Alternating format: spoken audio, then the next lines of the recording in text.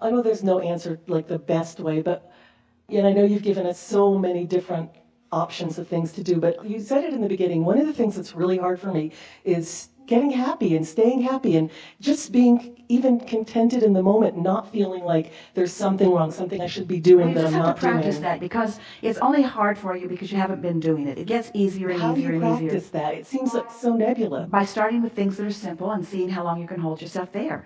And two things will happen when you do that. One is law of attraction will bring you more and more good feeling things to focus upon, and you'll be more keenly aware at earlier subtle stages when you start to wobble. The analogy is such a good one of catching the wobble early. Mm-hmm. So if what you say is a common occurrence with you, where you just can't get the positive momentum really going, it must be because of steady introduction of contradictory energy. It's like you're the yeah but generation. I want this but. That would be really nice. However, in your attempt to please everyone or be completely objective, you trained yourself into contrasting vibrations that slow the vibrations of what you want down. Mm-hmm. You're less likely to do that. As Esther started writing, she became really determined. It helped her when Jerry didn't leave. That's what Esther likes to say. He took off. He didn't really take off. He's more present than he's ever been. More present in her mind, more active in her experience. In other words, much more understanding of who he is and what he thinks about what she's doing than she ever had known before. Mm-hmm. But a big benefit to her initial knee-jerk response of loss when Jerry reemerged in a non-physical was that she temporarily could not control her wobble. Big-time wobble. She didn't see it coming. Mm-hmm. She didn't see it coming. She didn't expect to feel that way, and she didn't know what to do about it for a while. But in the process of that discordant, that steady discordant experience was born a desire that was not new. It was just reinforced in powerful ways. Her desire to feel good just launched into a new orbit because she had not realized how wonderful it is to feel good. Mm. It's like Jerry always said, you don't miss the water till the well runs dry. Right. And you don't miss your connection until you are chronically not in it. And when you are chronically not in it, your desire for it comes into a whole new heightened place. And then when you rediscover that whole new heightened place, now you're in a place that feels better than you ever felt before. Mm. And then Esther hardly even wanted to kind of admit that. She sort of tiptoed into that, saying to Jerry on occasion, I'm really happy. I know I shouldn't be. I really miss you, though. I really, really miss you, though. And if I focus here long enough, I can make myself cry. But, of course, you want to feel good. You want to feel good. And life will keep causing you to feel better and better if you'll let it. Yeah. Yeah. That's great. Yes, it is. Thank you. And one last thing.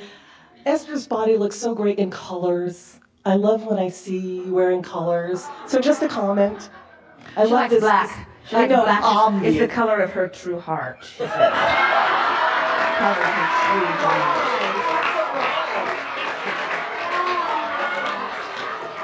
She won't take the math test either. You know, your hands are becoming more numerous.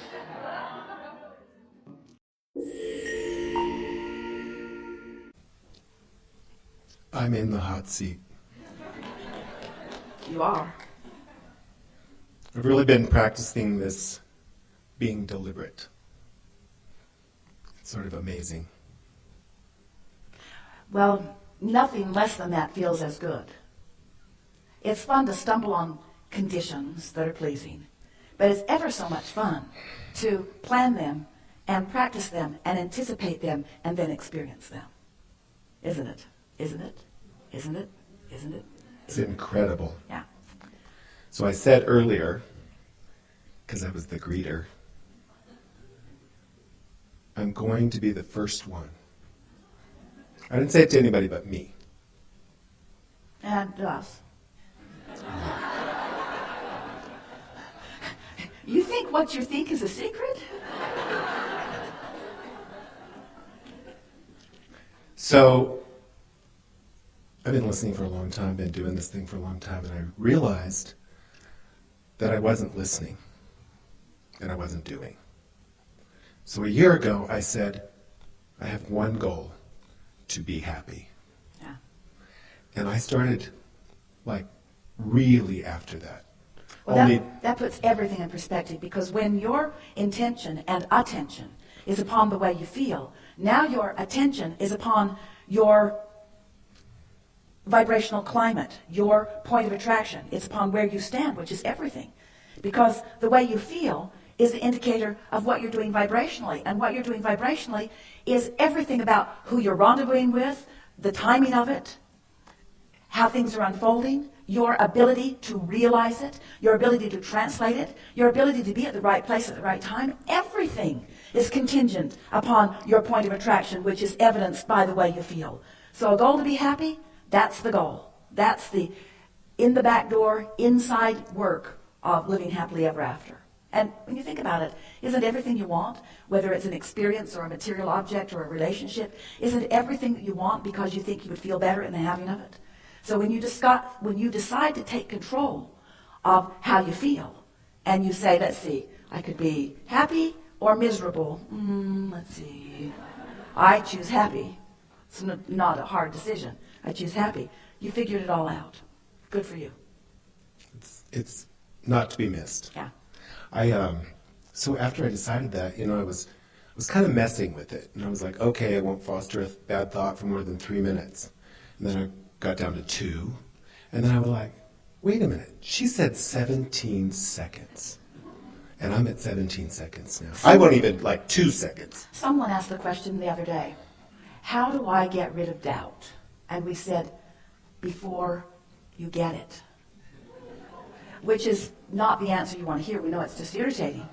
But when you understand about momentum and law of attraction is the reason for momentum. So once you get going on a thought that doesn't feel good, momentum ensues, doesn't it? And pretty soon you're remembering things from the past, and you're rendezvousing with others that have the same issues and complaints, and then you start creating new experiences that are evidence of the way you've been feeling. And so momentum gets going, and if you're not sensitive to how you're feeling early on, so you don't stop the momentum when it's easy in the early stages, as you were describing, but you let it get going, then there's really often not much you can do about it until something breaks the momentum, like going to sleep or meditating. Sometimes someone with a very strong energy can come into your experience and they can dominate it, and if you focus upon them long enough, your energy will shift. But it's like you don't say it, but it's like you mean it. Abraham, I've fallen out of an airplane and I don't have a parachute, and could you please explain to me what my best course of action is now? And we say to our imaginary friend that we are imagining conversing with, hang on, it will be over in a little while. Because there's really momentum is momentum, and sometimes the momentum gets underway. But when you are aware of momentum and you are aware of law of attraction, and you know what we know, that when you hold a thought for as little as 17 seconds, more momentum happens because another thought like it joins it. And then another 17 seconds, more momentum and more momentum. And whether it's a thought about something wanted or unwanted, momentum is happening. So if you are not caring about the way you feel, as Esther told us many times in the beginning of these conversations, I think I'd rather be right than happy. You ever been in that situation? Sort of conversing with someone in the beginning turns into an argument soon enough, but you know that your perspective is right, and they know that their perspective is right, and you really want them to understand that your perspective is right, and so you keep talking about it until there's enough momentum that's going that you make your perspective right. You will prove. Esther would say to us, Abraham, but it's true. It's true. Why would you not want me to verbalize these factual evidences? It's true. And we say, well, the reason they are factual evidences is because someone made them true by focusing upon them. Do you want to do that too? Oh. That sort of puts fact and evidence in a whole new place, doesn't it? So when you decide that you want to be happy, it sort of makes you not want to watch some of those television programs. When you decide that you want to feel good, it sort of makes you want to put some separation between you and some facts. Some facts that are certain to activate some vibrations within you that are going to prevent you from being one who easily receives what you put into your vortex of well-being, you see.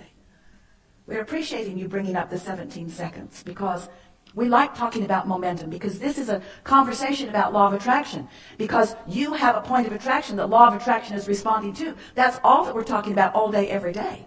So when you get it, that you have a point of attraction and that you're emanating some signal based upon what's active in your thought process at the time, and that equals your point of attraction, and that more thoughts like it are on the way to it. It's like putting your car on the top of a hill and deciding that you'd like to practice gravity and momentum. So you take it out of gear, you take the parking brake off, and you just nudge it just a little bit. Doesn't take much, does it? Just bump it a little bit from behind. Doesn't even take 17 seconds, really. Just nudge it. Just nudge it. And it will begin to move. Now, if you come to your senses, as our friend's saying, 17 seconds, he doesn't let the momentum get going. You jump in front of your car, and it just bumps up against you. It doesn't hurt you one bit. There's not enough momentum. And it stops. But you wouldn't want to be at the bottom of the hill stopping that momentum, would you? And so that's the point that you're making, and it's the most important point, because you do have control over which thoughts you give momentum to and how much momentum you allow. If the train's going 80 miles an hour that way, and you want it to go 80 miles an hour that way, you don't want it to happen suddenly. Really, you don't. It would be hard on the contents of the train. And you're not going to shift directions, vibrational directions, fast either. But if it is your intention to feel good, to move in the direction of, you understand that all the time that you've been living, you've set momentum of desire into motion. And when you hold yourself in resistance to that desire, you don't feel good. When you move in the direction of it, you feel better. If you move in opposition to it, you feel awful. If you're holding right where you are, it doesn't feel so good. But if you begin, in the moment that you begin moving in the direction of it, you begin feeling better right away. It takes the pressure off right away. You just so often think that you should be able to figure it all out, that you should have all the answers. I know what I want, and I want to know where it is, and when it is, and who it is, and how it's going to come about. We say, don't put that kind of pressure on yourself. Don't demand answers that you are not ready to receive because you haven't practiced the frequency of it enough. Just get general. I know it's going to work out. Things usually work out well for me. I can figure this out. I don't have to figure it out this red hot minute. Things will fall into place well enough. Everything is working out for me. I've been in places like this before. It eases up. It gets better. I know what to do. I can be a deliberate creator. In other words, be general with your statements, but let your statements affirm in the direction of what you want rather than in opposition. And complaining or focusing on what you don't want is affirming in opposition to what you want, and it adds resistance to the equation. Yeah. So I've gotten happy, and I've been so happy, and I'm staying happy, and you cannot. No one. It's impossible. And I won the lottery.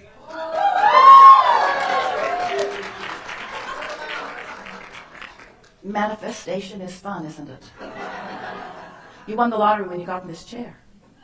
You win the lottery every time you align with Source. You win the lottery when you line up with infinite intelligence. You win the lottery when you find clarity instead of confusion. You win the lottery as you become stable. In other words, there's so much vibrational content. There's so much vibrational currency that you have access to. Manifestations are good indicators, but that happy emotion is as good an indicator. And when you're willing to say that, you see, because there's a big tripping point with so many people who also want to win the lottery. And if you've got in other words, that's that thing that we were talking about the expanse between the debt and the money that you'd like to have in the bank. If you can win the vibrational lottery, the emotional lottery, which you can do with ease right now, and you win it again, and you win it again, and you win it again, because it's under your control. It's not about anything other than you and you and you and you and you and you and you and you and you. As you practice that vibrational lottery winning, then all the other winnings, all the other full-blown manifestations of what you want come into your experience. Really good. You know, it's weird. I was more excited about greeting all these beautiful people that were so happy and on fire for this workshop. It was more exciting to me. Than winning the lottery? Than winning the lottery. It felt better. It's what I love. Well, anytime you feel good, this is what's happened. You've found vibrational alignment with who you really are. So when you find vibrational alignment with your financial desires, that feels good. When you find vibrational alignment with who you really are to the depths of your being, that feels even better, and that's what you're saying. Really good.